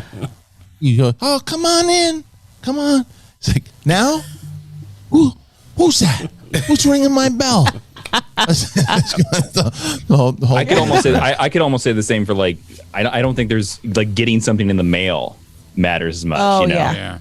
It used to be everything. You'd be like, oh, a letter from a friend. And now you'd be like, why didn't you email me, you idiot? Yeah. Why you take extra 2 days to write me a letter? Postcards? Did you guys used to send? Do you? Yeah. I mean, I sent one to this girl, and she hasn't come back. But Caitlin Deaver. I thought it was Caitlin. Yes, I invited her to my to a pasta dinner. That invitation flew out.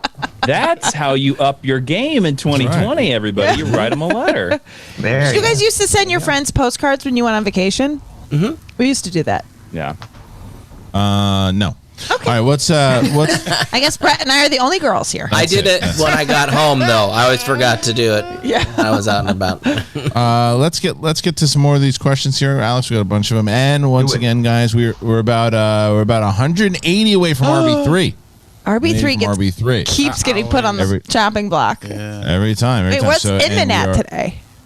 Inman's farther away. Right now, we are closer to RB3 and Alex. If we can get, let's see. Right now, if we get to 260, we get Alex, and we have RB3 is at about 100. No, excuse me, 160 for Alex, and RB3 is not too far away. All right, here we go. Hotel Nerd Network donated $20. Can all of you tell us what your best prank was in high school that was directed at a teacher? My senior class saran wrapped the principal's car during the school day. So it wasn't necessarily something I did, but it was something. So I've talked about my friend, the Barnaby guy who clipped the Mortal Kombat with the pliers and did all that stuff. He used to have these the snaps that you throw and you blow them up. He used to throw those in class, and he would really get. There was this teacher. He's long gone now. His name was Mr. Malecki, and he would come in and this guy would come in and he'd shake the desk on him and go, Mr. Malecki, and he would throw the snaps and they would pop, and Malecki would turn around and go all like nuts, and then he used to put them on under. He would place them well enough to, I don't know how he did it, but he and it was on his desk. He put like packets underneath, so when Malecki leaned on it, it sounded like a grenade going off underneath. So, and he's like, "Oh God, darn it!" And you just hear in the back, Malecki, and that's what I always think about. How about you guys? I didn't do any pranks on teachers, but we definitely, there was a teacher that had, this is like, kids are so mean, but like there was a teacher that had a lisp, or like had like a speech impediment, and he was like, okay, everybody take out your folder. And so he always said folder. So we made up a song and it went, folder, it's where you keep your paper in the folder. Folder. It was just really mean. Not a prank.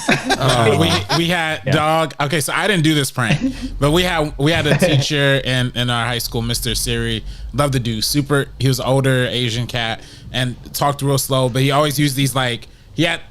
Instead of like normal desks, he had like circle tables. So each table had like a card, like a playing card, like a jack, like an ace of jack or whatever.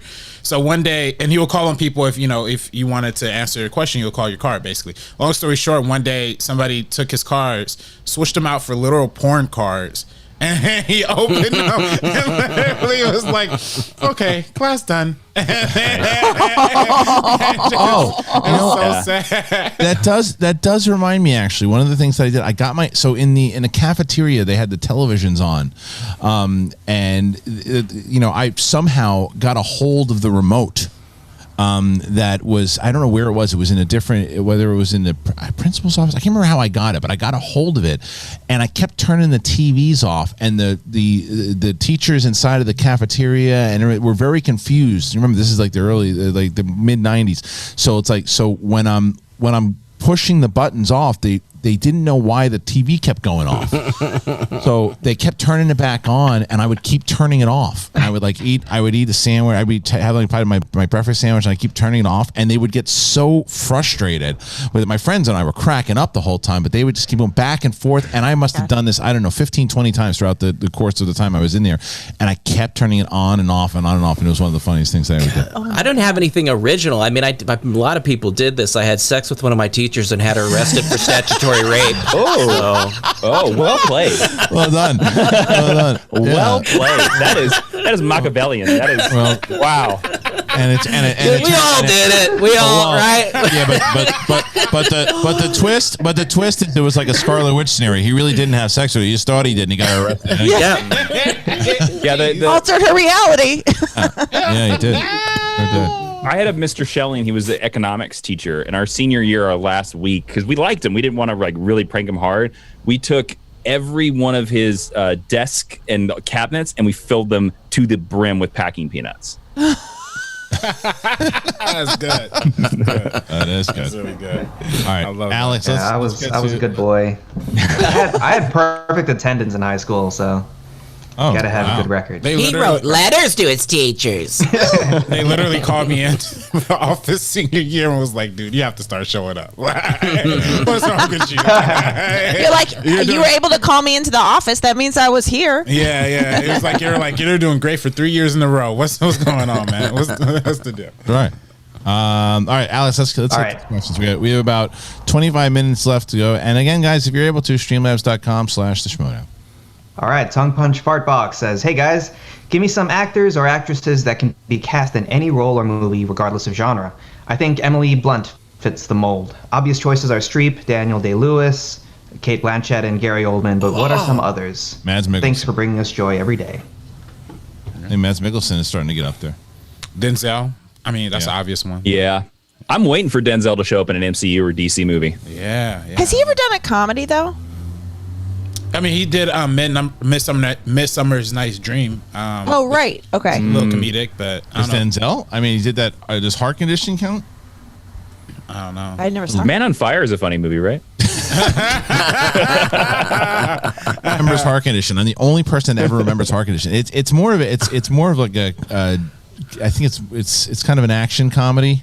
But so Denzel I think he was an attorney that winds up dying, and Bob Hoskins is like this racist cop, right? And Bob Hoskins winds up having a heart attack, and Denzel dies, and he gets Denzel's heart, and Denzel starts following him around as like a ghost, and like he can only see Denzel, and Denzel helps him kind of navigate this murder case that he's going on. And it's one of the first movies I remember ever seeing Denzel in. No one ever talks about that movie. I think somehow Denzel buried it, but it's a good movie. At least I remember it being a good movie. Yeah, I'm gonna say Christian Bale. Yeah. Oh yeah, I'd add Benedict Cumberbatch to that list as well. Oh yeah, because he can Amy really Adams. cross. Yeah, Amy Adams. Yeah, Rachel McAdams. I love her. She's pretty great. Mm-hmm. Yeah. That is so your type, Brett. Rachel McAdams is like your wife. Yeah. Right, just like Walton Goggins is another one of these too, because I don't know if you guys saw. Did you guys see the Hulu movie that he just did, John Bronco?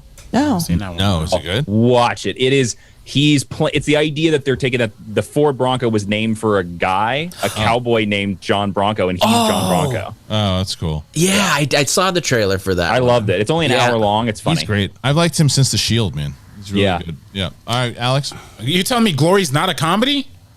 Yeah. Come on, people. Philadelphia's hilarious. Oh, God. That's right. Oh, yeah. All right. D-Train says, just finished watching the trailer for Trailers, a love story directed by John Campea. I had no idea Kristian Harloff was going to be in it, among other familiar Primus favorites. donated $20. Jason, I was having the same problem with not being able to see the video earlier.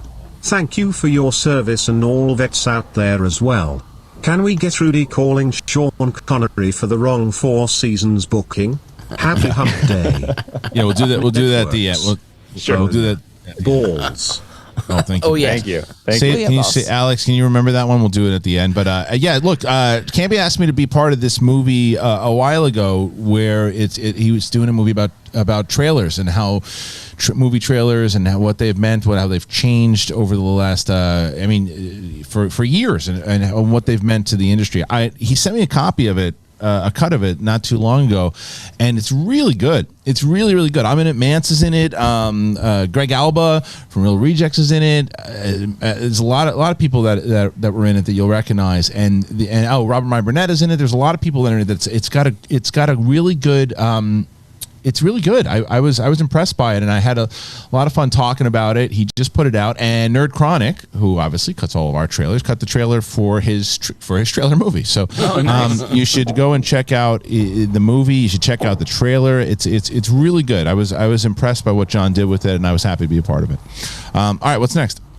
Cody Allen says, have to say what's up to Jason. Have been a fan since I discovered you through your guest appearances on Comic Pop. Also, hello to Kristian, Alex, and congrats to the great RB3. Also, hi, Brett. Rooting for you this Friday. Keep up the good content, guys. Thank you. Thank you. What do you got going on this Friday? Just the Brett and Kate show. Oh, you're on the Brett and Kate, rooting for you this Friday. Hey, go ahead. Thanks, guys. Or unless I'm doing something else, am I? Yeah, Brett's on the plate. Did you put me on a schmodown that I didn't know about, or not this Friday? That would be a treat to see that schmodown. Like somebody has no idea. They just get the StreamYard link, come in. What? Yeah. Hey, you're in. What happened? Hey, you're on. Congratulations, you're playing. Mural. Star Wars match. Mural. Words. Yeah, that's right. All right. Next. Mr. Torrance says, many apologies for my apocalyptic hypothetical question yesterday. I was inspired while playing The Last of Us Part 2. Next time Ben's around, I'll reiterate as having played it. I'm sure he'll have my back. Anywho, love you guys and great to see Jason again. Thanks. Yes. It's good to have Jason back. Okay. What's next one? Tongue Punch Fartbox says, Kristian, thank you. You weren't on when I asked, but what are your thoughts on the production... Oh my gosh, thoughts on the producers behind the Last Dance doc doing a Stone Cold doc? What other wrestlers / sports figures docs would you want done in this manner? Well, I mean, I think you got to do Vince McMahon's if you're going to do it like the way that if they're doing it from the Last Dance documentary, to see how the industry has shaped overall. I mean, Hogan obviously, but Stone Cold doing a doc. I didn't realize that was something that's happening. I love that idea. I loved the Last Dance documentary. I just couldn't stop watching. It was incredible. So yeah, please go and let me know exactly more details about that because I want to know what's happening with the Stone Cold doc. I think people might have thought that you're playing Kevin Smith this Friday, Brett. This Friday is the Wildberries, Josh McCouga versus Dewberry in a retirement match. That happens, and then the undercard is Jen Kemp versus Video Drew. That happens this Friday. You can get tickets. The Schmodown Spectacular is available for purchase, or will be pretty soon at the schmodownlive.com. 6 huge matches capping off the digital age. So, all right, what's next? All right, Christian Vilstrup says, hi all, I want to share a Danish poem in his translation. Think it really fits for these times. A year has 16 months, November, December, January, February, March, April, June, July, August, September, October, November, November, November, November. Oh, it does. That is fitting. Yeah, it is. It absolutely is. All right, next one. Next one, Popcorn says, Jason, you look exactly like Ryan Reynolds. Wow. Congrats on your face, and thank you for your service. Do you have a favorite movie of last year? I'm not sure if that means 2019 or 2020, but I don't know. Both. This one this year. I mean, if you're going to try to do this year, it's slim pickings, right? I mean, comedy wise, you got Bill and Ted, you got Borat. I probably would say my Palm Springs is probably my favorite movie this year. I mean, it's just slim pickings. Anybody else have a favorite movie this year? I really like Invisible Man. Invisible Man's a good one too. Yeah, the Five Bloods is up there for me. Yeah, it's a good one. Bad Education. Trial of the Chicago 7 is up there for me. Okay, I haven't seen that yet. That was good. Oh, I saw that one. Yeah. You're in for a real downer of a time. Never, rarely, sometimes, always. Oh, Very yeah. good movie. I'm thinking of Beautiful ending movie. things. I'm thinking of ending things. Is up there. Okay, that's Christian's just favorite. you. That's just you. I'm thinking of anything. So can I do? Here's my impression of I'm thinking of ending things. I'm driving in a car. I'm looking out the window. Oh, look, there's a cloud. What's inside that cloud? Oh, wait, I remember myself being young. Oh, there's look. I'm playing with a broom. What did you say? What did you say about my class? Oh, yeah, I'm a poet. Look at this. Oh, this car ride's still going on. I'm thinking about this. Okay, I'm at a house. Okay. Oh, she has long hair now. She doesn't have long hair now. She says, what the fuck is going on with this movie?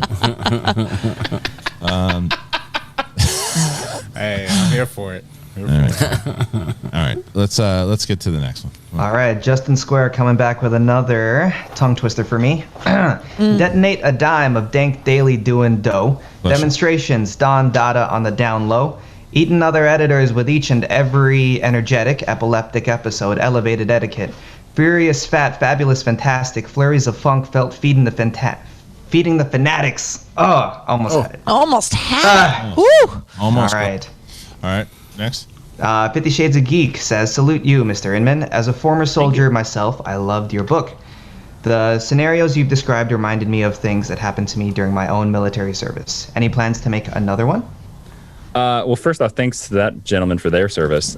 So happy they like my book. Yes, no time soon. I want to write a fiction book first, because that was the nonfiction book, and I want to write a fiction book first. So, awesome. Yeah, a lot of people have asked me for a sequel for it, so I think it's probably going to happen. I would like to apologize. Obviously, I'm very undereducated, and I asked you what arm of the military you served in, and like you're like a published author that wrote about it. So I apologize. It's right there. Okay. Cool. Do you want me to hit on you again? Will that work? Will that smooth this over? Now put the writer stuff in there, sprinkle that in there. Congrats on your face. What a funny line that was. All right, what's next? Sorry, one sec. My Streamlabs just. Sorry, 50 Shades of Geek. I'll do this one. I also bought it on Audible using credits. Is it weird? It was weird hearing someone who clearly isn't Jason Inman describing the events that happened to Jason Inman. I have a good imagination. Do you still get paid if I buy it through Audible with credits? I get paid however you buy it. Yeah, I wanted to read the audiobook, but it was a thing that they wanted to release the audiobook at the same date as the published book came out. They didn't want to delay it, and I just couldn't make that schedule happen with the way they wanted to do it. So they went with one of their guys. But yes, it is weird because the book is written in first person, and this guy is like, I did this, and I went. Yeah. He did a great job. That's always challenging for me to overcome because I read a lot of audiobooks, and it's all first person, and yeah, it's weird. But yeah. All right. So, hello from I got Australia. it You got it. Actually, I got one for Patricia Metz first. Yes. Thinking about the Scorpion King gives me PTSD. I was so bored watching that movie that I decided to go in the next room and lose my virginity. Don't want to relive that. That might be the best thing to come out of the Scorpion King. Yeah. All right. Hello from Australia says, hello, love you all. Quick question. How would you recast the Marvel Universe using DC Universe's actors and vice versa? Oh, my God. Thanks and have an awesome day. That's a long. You're trying to make my head explode. Yeah. Maybe just the Superman, Batman, Iron Man. If you do that. So if you were going to recast, you probably have Downey as Batman because he's pretty much done that. Iron Man. Yeah. Well, you could change it up a little bit. Who would you do for the Hulk? Christian Bale. Maybe. You could hit that rage for it. I think Ben Affleck. He had that rage at the sound guy. Ben Affleck could be a good Iron Man. I'd buy that. Ben Affleck could be a good Iron Man. Yeah. Yeah. So let's see. You on the other side? Jared Leto as the Hulk. Oh. I That's a lot. That's a loaded question. You have to come back to. What's next? All right, El Santoyo says, "What's going on today, crew? It's dope seeing Jason on today. Quick question for you, Jason. Other than Green Lantern, what other DC Rebirth did you like? I'm reading the whole Rebirth reading order, and Superman is hella good so far." So he's talking about this reboot that DC did in like 2016, where they just called everything DC Rebirth, and it was probably the best DC's been in a decade. The best title of all is, and I say this to anybody, if you've ever been like, I don't like Superman, I don't know where to read on Superman, or I don't really enjoy him, I would read the Superman Rebirth run, because it's the run where Superman has a son, and you're reading about him married with Lois with his kid who is Superboy, and it's like, and they live on a farm, and they don't live in Kansas, but they live on a farm. It's so good. It's literally like you're watching, because I've always thought Superman was our dad's. He really is. Like, he sets the moral standard, and you're just seeing that in story form. I also like the Tom King Batman series. The Rooftops issue also was my favorite. That's probably my favorite comic of all time, and I haven't read much, but of my limited reading, that's my favorite. Brett and I agree. Yeah, I liked when Jughead ate hamburgers. Right? With that silly hat of his. I do have a connect to that. There's a funny story, because I've been friends with Tom King, who is a guest of the Jawan Charity Driver Service Members. Shameless plug. This Saturday, November 14th. That's his run that Alex was talking about. And in issue 18, there's a scene where Bane is like captured Commissioner Gordon, and they're on top of a rooftop. And if you see on the wide shot, the bar they're on top of is Inman's. Oh, hey. Yeah, it's like Batman number 18. So there is I've been asking people to make it canon. There apparently is a crazy bartender with my last name walking around Gotham City. So it is canon. All right, next one from Mr. Anus says, "Quick question for you, Jason. How are you at engineering?" They're asking for the RB3 position. Oh, I could never replace RB3. No, nobody can. Next one from I'm Well Endowed says, "Wow, Alex, way to brag." I don't know which one.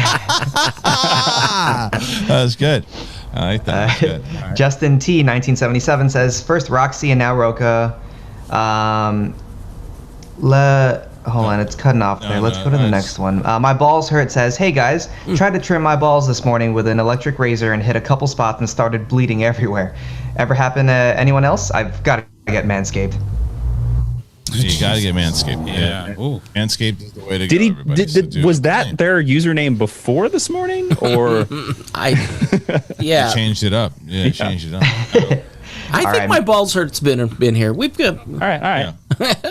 Can I just tell you, my internet went out, and all I heard, it was like it went out right when Alex was saying, "All right, from Mr. Anus, Anus, Anus," and it was like stuck in an anus loop. Anyway, sorry guys. All right, Morse Code Z says, "Just got out of our Wednesday office meeting and starting show now.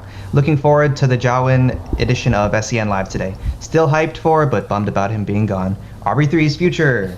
Yes, absolutely. Thank you. All right. All right. Yeah. Let's see. Those were all the stream labs for today. I'm going to move over to Super Chats. There's two more that came in. I'll get them. It's just a refresh. I got it, Alex. Haskell 420. Hey gang, Jason, Roca, and all vets. Thank you for your service to our country. Very excited for your charity stream this weekend for veterans. I replied to CNN's Jake Tapper and Holmes for our troops and how they should get you for the charity event for what you can offer. Oh, Thank you, Ed, for that. And then Senator Bale Orgasm. Hey, people. I just had the weirdest transition from a movie to another movie night, and me and my family just finished watching Toy Story 4, then on cable, then The Exorcist, and my sister wanted to watch it, so we did. What are your weirdest double headers? That's a good one. Thanks. I went to a drive-in once when I was in high school, and they showed the first movie was Wild Wild West. The second movie, Eyes Wide Shut. Oh, I didn't see many cars leave. They always did like a dirtier one. I remember as a kid because the kids would pass out, and it would start out like we saw Grease 2 or something, and then Porky's was on, and I remember like kind of keeping my like pretending like I was sleeping, but yeah. All right. I'm looking at my movie spreadsheet from this year, and apparently I did Frozen 2 and The Gentleman in the same day, as well as The Assistant and Birds of Prey. That's a good one. All right. What did we watch with the kid? Oh, right. What was it? The kid? What was the other it was one? 3. It was 3 that day. I can't even. Was it 3 remember. that day? Holy shit! Oh, I don't know. I don't think I've ever done a double header, guys. Oof. Oh, is that everything on Super Chats? Yeah, let's. I'm still a slut. I'm just saying. I've never watched 2 movies in a row. Wow. What's the? All right, going to Super Chats. Brandon Dunlap says, "I love Johnny and Colin Farrell, but as a Potter fan, Mads Mikkelsen casting just fits the character of Grindelwald so much better." Great. Yeah. That's what we get, so that's good. Chris Corcoran says, "If not today, Kate at some point should sing Bodies by Drowning Pool." I kind of looked that one up. Yeah, we're about 100 away from RB3, so I don't think we're getting any songs today, everybody. So so no songs today, unless someone hits. And if we want to get Alex to do 200 away, so no songs from anybody today. So if you're able to, great. If not, then we'll do it and we'll aim for it tomorrow. But let's. Is that everything out there? Right now? We got 2 more. Wiley Henry says, "A half hour less of Kate. Damn, SEN just became 30 minutes less hot." Oh. Hey, Brett. What if we add Jason Inman? I was gonna say, except for Jason Inman, really made up the front end. You people really, really, really like my face. Yeah. Congrats again. Yeah. By the way. Thanks. I should call my parents. Tell them good job. Soulsjair 1999 says, "The UK can't thank you enough for adopting James Corden. Kind regards, Britain." A lot of people don't like him. I guess I'm missing something. Yeah, until recently, I saw something from Eric Andre who took a shot at him, and I didn't know enough, because he comes across as kind of very jovial and fun, too, but apparently, and even he said that when he first started getting success, he started acting like an asshole face. So I think that's maybe that carried over. He said the fame got to him, and kudos to him for owning it, so he did say that. So all right, last one of the day from Pac-Man Dwain says, "Hey guys, I'm just letting RB3 know on Friday when I get paid, I'm going to write a tearjerker send-off. You are warned." Thank you. Yeah. Also, send them to First Cut Live tomorrow at 6:00. Actually, line my pockets for once. For the last time since I'm here. Give me some money. Yeah. Mute your mic, RB3. Still come on Friday though. That's right. Be here on Friday, everybody. Okay, so I think that's everything. Mm-hmm. All right, look, we're gonna end it today because we didn't. This is the first time we didn't hit the karaoke goal, but it's all right. We'll do it tomorrow. But Jason, let the people know one more time exactly where you can find all your stuff that you're working on, obviously with Jupiter Jet, and then the great charity. You can find me everywhere on Instagram, on YouTube, on Twitter at Jawin, Jawin. It's the first 2 letters of all 3 of my names. I picked it in college. I'm not changing it.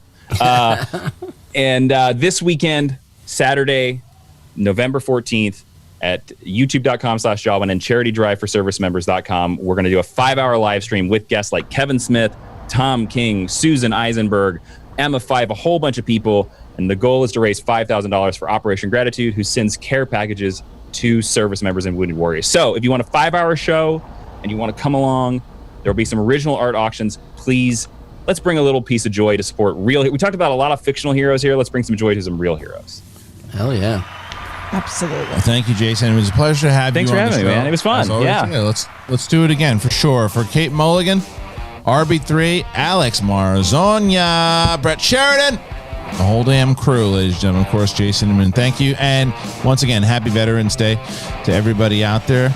Be kind, be nice, and we'll see you tomorrow. Peace out, motherfuckers.